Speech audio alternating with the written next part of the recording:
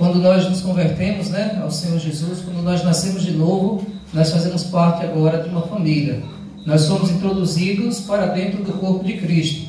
Antes de ler Atos 2, só para citar esse versículo, em 1 Coríntios 12, 1 Coríntios 12, versículo 12, diz assim: porque assim como o corpo é um e tem muitos membros, e todos os membros, mesmo sendo muitos, constituem um só corpo, assim também é com respeito a Cristo. Pois em um só Espírito todos nós fomos batizados em um só corpo. Amém? Pois em um só Espírito todos nós somos batizados em um só corpo. Quer judeus, quer gregos, quer escravos, quer livres.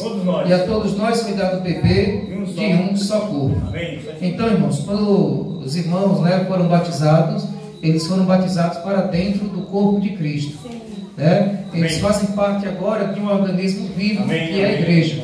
E o corpo de Cristo, a igreja, também é chamado de família de Deus. Então, quando a criança nasce, ela não escolhe qual família quer nascer, automaticamente ela nasce e já pertence a uma família. Né? Então, quando os irmãos nasceram, eles nasceram para dentro do corpo de Cristo. Claro que nós, né, hoje em dia nos reunimos, mas nessa cidade um só corpo há. Né? Então todos nesta cidade que creram no Senhor Jesus e foram batizados, né, eles pertencem ao corpo de Cristo. Todos nós somos irmãos. Quando Deus olha, Deus não vê placas, não vê, né, pessoas separadas, embora os seres humanos, infelizmente, né, se separam e tal. Mas Deus vê um só povo, que é o povo dele naquela cidade. E você nasceu para dentro do corpo de Cristo. Nós nascemos para dentro do corpo de Cristo. Fomos batizados em um só Espírito. Vamos voltar lá para Atos 2.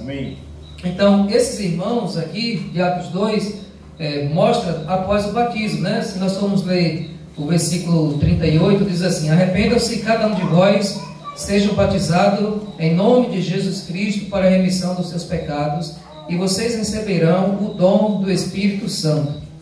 Aí no versículo 41 diz: então os que aceitaram a palavra de Pedro foram batizados, havendo um acréscimo naquele dia de quase 3.000 almas. 42, e perseveravam na doutrina dos apóstolos e na comunhão, no partir do pão e nas orações. Então, o que fazer após ser batizado? O que eles faziam? Eles estavam todos juntos, tinham tudo em comum e viviam realmente ali em união, perseverando. Ó Senhor Jesus, esse realmente é um viver saudável, irmãos. É um viver de congregar, é um viver de reunir, né? Porque nós somos família e nós precisamos estar realmente ali juntos, tendo esse sentimento, né, de pertencimento um ao outro, de união, de amor, de fraternidade. E aí realmente nós vamos expressar, né, esse sentimento aqui da igreja primitiva. Perseveravam na doutrina dos apóstolos. Doutrina quer dizer ensinamentos. Então tudo que os apóstolos ensinavam, falavam, dirigiam ali a eles, eles perseveravam, né? Tinham 12 apóstolos, né, que foram escolhidos pelo Senhor. Depois um foi escolhido para substituir Judas. E esses apóstolos receberam o comissionamento de Deus para que pudesse instruir. Jesus ascendeu, subiu aos céus, ficaram esses apóstolos para ir pregar o evangelho a todo mundo. Então eles tinham da parte de Deus a revelação, né? Tinham o conhecimento, a vivência com o Senhor, e eles iam conduzindo. Então os apóstolos tinham seus ensinamentos, e os irmãos ali perseveravam nessa doutrina, perseveravam na comunhão. A comunhão, todos ali reunidos, todos juntos, desfrutando, compartilhando, né? Estando presente ali nas comunhões da igreja. Eles perseveravam. Amém. Perseveravam na doutrina dos apóstolos. Amém. E na comunhão. Amém. Isso também que nós devemos fazer, né? Perseverar. Sempre que nós estivermos ali, tivemos a oportunidade de nós participarmos, nós devemos participar das comunhões. Como nós desfrutamos, um peixe não pode viver fora d'água, né? Se tirar o peixe da água, né, ele vai morrer, né? As escamas vão secar, tal, porque tirou ele do seu habitat natural. Nós, sem as comunhões, sem a palavra, sem a oração, aos poucos nós vamos também saindo do nosso ambiente espiritual, né? E passamos a ficar realmente ali, começando a ficar mortos, né? Espiritualmente, frios, apáticos, não desfruta mais, não come mais do Senhor, não ora. Então fica no automático, né? Quando eu estava cantando o hino do contraste, não me deixe me afastar de ti, aquece o meu coração, né? E eu estava refletindo ao cantar, o que é se afastar de Deus? Às vezes a gente relaciona se afastar de Deus a se afastar dos irmãos, mas você pode estar ainda com os irmãos e mesmo assim estar distante, se afastando de Deus, né? Você pode estar aqui com o corpo presente, mas não está desfrutando. Você pode estar aqui com o corpo presente, mas não estar mais assim, no frescor, desfrutando do Senhor. Então, você está presente na reunião, mas pode estar afastado de Deus. Então é uma condição interior nossa de nós de fato estarmos assim, buscando o Senhor Jesus. Você veio aqui para quê? Para essa reunião. Você veio para desfrutar de Deus. Amém. Você veio para tocar no Senhor Jesus, né? Você não veio para cumprir um protocolo. Não, eu tenho que ir, eu vou porque eu tenho que ir, porque eu tenho que estar lá. E você chegar aqui e você não tocar no Senhor, não focar no Senhor Jesus. Aí você está aqui, mas está distante, porque você saiu e não teve conexão com o Pai, né? Então, e não me deixe me afastar de ti, nós estamos aqui, mas também estamos buscando. Você veio para buscar, né? Então, no louvor, na oração, na palavra, você procura ali tocar no Senhor Jesus. Amém. E assim, realmente, nessa perseverança, né, no partir do pão, nas orações, nós somos supridos, nutridos, nós somos alimentados. As comunhões realmente são muito, muito importantes, né? Senhor Jesus. Amém. Por isso que nós precisamos ter uma vida assim, de compartilhar com os irmãos e estarmos todos juntos. Senhor Jesus. Calma, achou o texto? Eu vou ler aqui do céu, porque diz assim: se o órgão, esse aqui, calma. Esse aí mesmo, não é a mesma. Senhor Jesus. Amém. Na família de Deus você está unido a todos os outros crentes e faremos parte uns dos outros por toda a eternidade. A Bíblia diz: em Cristo nós que somos muitos formamos um corpo e cada membro está ligado a todos os outros. Se o órgão é de alguma forma desligado do corpo, ele murcha e morre, ele não pode existir por si mesmo, nem você. Desligado e arrancado do sangue vital da igreja local, sua vida espiritual fenece e acaba por deixar de existir. É por isso que o primeiro sintoma de declínio espiritual é normalmente o comparecimento irregular aos cultos e às outras reuniões. Sempre que nos tornamos descuidados com a igreja, todo o resto também começa a desmoronar.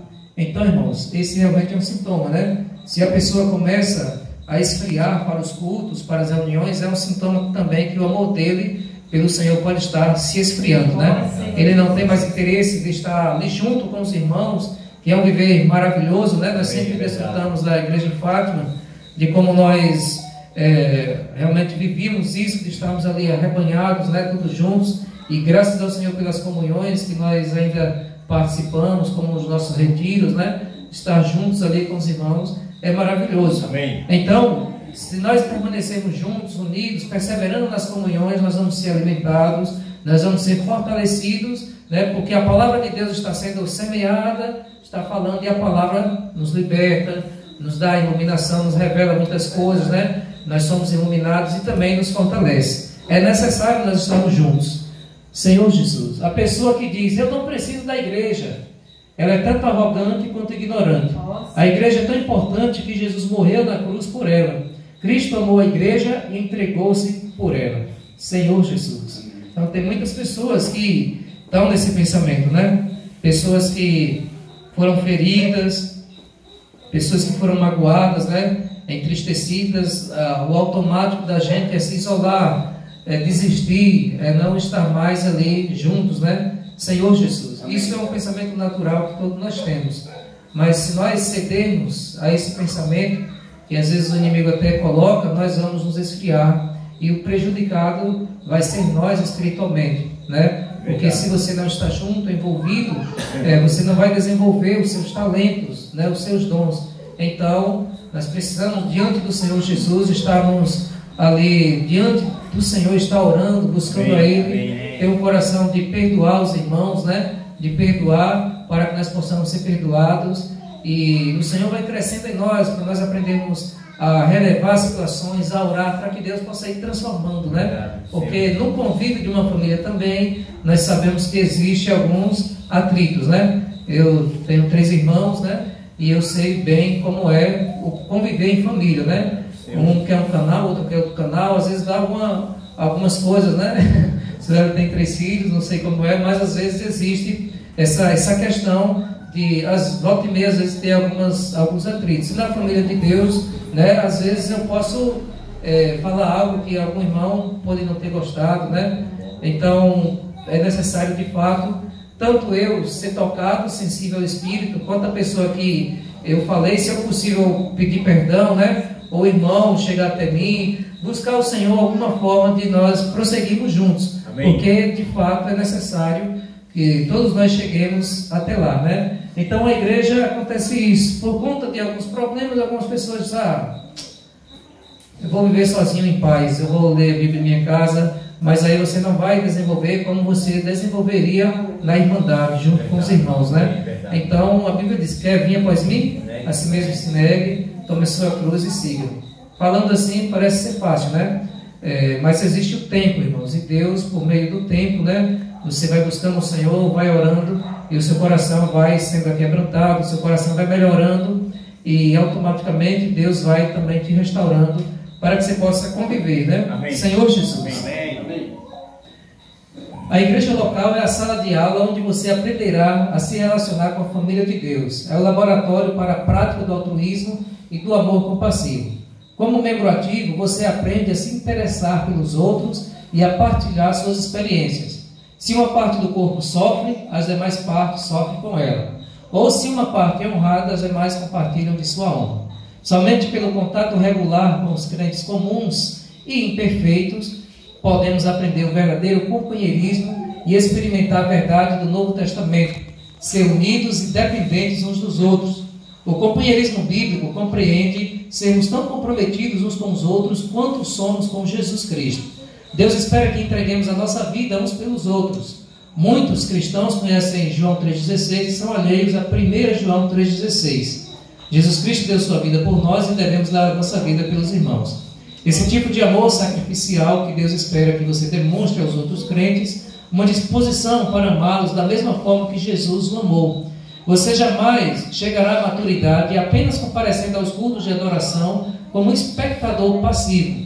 Somente a plena participação nas atividades da igreja local desenvolve músculos espirituais. A Bíblia diz, à medida que cada parte realiza o seu trabalho, ela coopera para o crescimento das outras partes, para que todo o corpo esteja saudável, crescendo e cheio de amor. Amém. É fácil nos enganarmos pensando sermos maduros quando não há ninguém para nos contestar. A verdadeira maturidade se manifesta nos relacionamentos.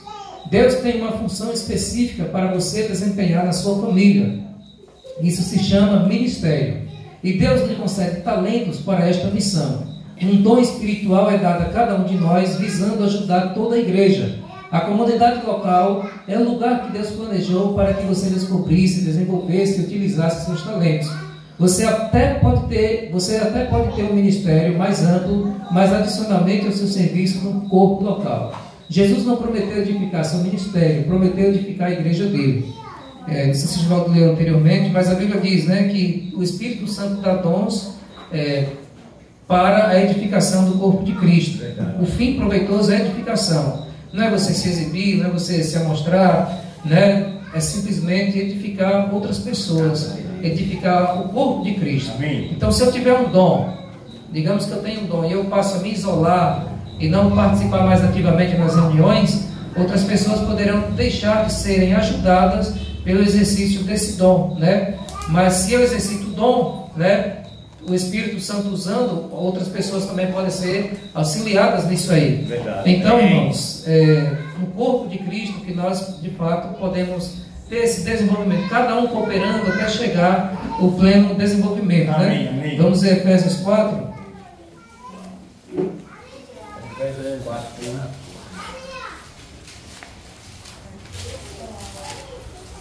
Efésios 4, versículo 16 diz assim: de quem todo o corpo, bem ajustado e consolidado pelo auxílio de todas as juntas, segundo a justa cooperação de cada parte, efetua o seu próprio crescimento para a edificação de si mesmo em amor. Então aqui diz, né, segundo a justa cooperação de cada parte.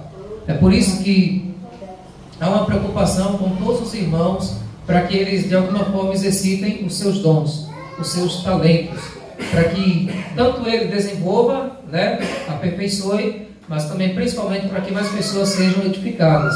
Às vezes eu estou ministrando, uma pessoa não recebeu um encorajamento, outra pessoa chega e vai compartilhar e fala um testemunho, contar algo que edificou aquela pessoa que está lá ouvindo, foi encorajado, porque alguém se levantou para exercitar o seu dom. Verdade. E graças a Deus que, né, aqui no nosso meio, nosso viver, nós temos essa prática de liberdade, né? Liberdade cristã do Espírito. Amém. E quando você sentir o Senhor te tocando, você ir lá e compartilhar. O homem não limita, você pode, você não pode, né? Em questões normais, todos estão em condições normais de servir, não há limitação, questão de oportunidade para uns e não para outros. Mas o irmão aqui, né, sentiu no Espírito Santo de se levantar e compartilhar, amém, né? Aí ele tem essa liberdade do Espírito para fazer isso. Você não está limitado num aquário preso, não. O Espírito Santo te tocou. Você pode efetuar, exercitar o seu dom, amém, o seu ministério, para quê? Para o crescimento, para a edificação do corpo, né, em si mesmo, em amor. Então, glória a Deus por isso. As pessoas que não estão reunindo, que não estão na igreja e frequentam passivamente, ou está ali passivo, não se compromete, é muito fácil para ela se acha uma pessoa perfeita, ela aponta defeitos, deveria ser assim é mais fácil, isso está errado, ela está vivendo uma vida longe, distante, passivo, e ela se acha madura, perfeita. Mas a verdadeira maturidade se dá nos relacionamentos. Quando você, digamos assim, eu sou paciente, né? Vamos dizer assim, eu sou paciente. Os alunos às vezes ficam, professor, como é que o senhor é tão paciente? Rapaz, eu não me acho tão paciente não. Como é que o senhor é tão paciente? Aí eu lembrei a eles, né? Eles estão no 9º ano. Você lembra no 7º ano, como eu me estressei com vocês? Lembra, o senhor bateu na mesa, deu um grito. Você está vendo aí? Está vendo aí? Então, se está tudo bem, se a sala aqui está boa, está tudo bem, vocês estão tranquilos, né? Qual a necessidade de eu expressar alguma raiva? Mas lá no 7º ano, né? Daquele jeito não dava, então chegou o momento que a paciência, né? Se foi, eu fui lá e explodi naquela sala. Por quê? É no momento de contestar. Claro, de lá para cá a gente vai tentando exercitar mais, vai melhorando, né? Mas é nesses momentos de contestação que você vai ver se de fato aquilo que você está lendo, né? Que você está ouvindo, vai estar sendo assim aperfeiçoado em você ou não, né? Então é no momento da contestação. É justamente no viver do corpo que o perdão vai ser exercitado, o amor, né, o sacrifício, a paciência, tudo isso, porque vai ter esse convívio, né? Verdade. Senhor Jesus, a família de Deus irá impedi-lo de decair. Nenhum de nós está imune à tentação. Nas circunstâncias apropriadas, você e eu somos capazes de qualquer pecado. Deus sabe disso, então nos atribuiu individualmente a responsabilidade de mantermos uns aos outros no caminho certo. A Bíblia diz: encorajem-se uns aos outros todos os dias, de modo que nenhum de vocês seja endurecido pelo engano do pecado. Não é da sua conta, não é uma frase cristã. Somos chamados e ordenados a nos envolver na vida dos outros, uns dos outros. Se você conhece pessoas que estão vacilando espiritualmente neste exato momento, é a sua responsabilidade de ir atrás delas e trazê-las de volta para a comunhão. Tiago nos diz: se vocês conhecerem pessoas que se desviaram da verdade de Deus, não as desprezem, procurem-nas e tragam-nas de volta.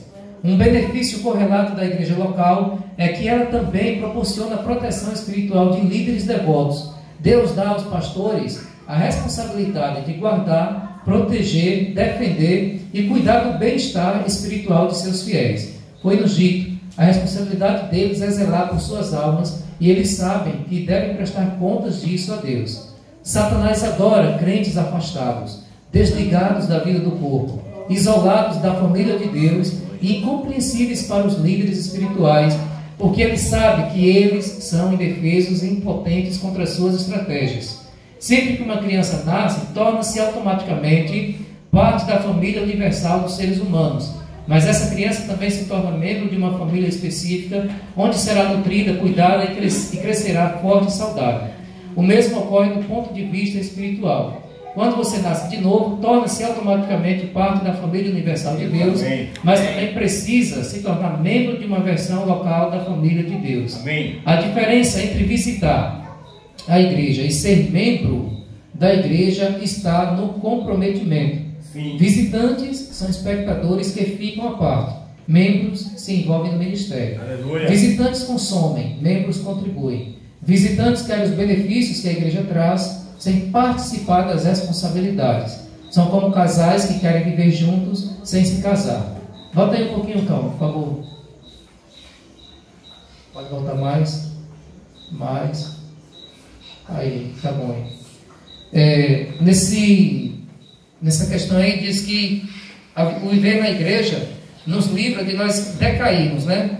No sentido de que é necessário nós estarmos todos juntos ajudando uns aos outros, né? Amém. Como nós somos famílias, nós também podemos estar ajudando em oração, ajudando em um aconselhamento, mas sempre, irmãos, com a intenção de ajudar, não com a intenção de humilhar, de desprezar. O seu coração precisa ter esse sentimento, né? Eu vou fazer isso para ajudá-los.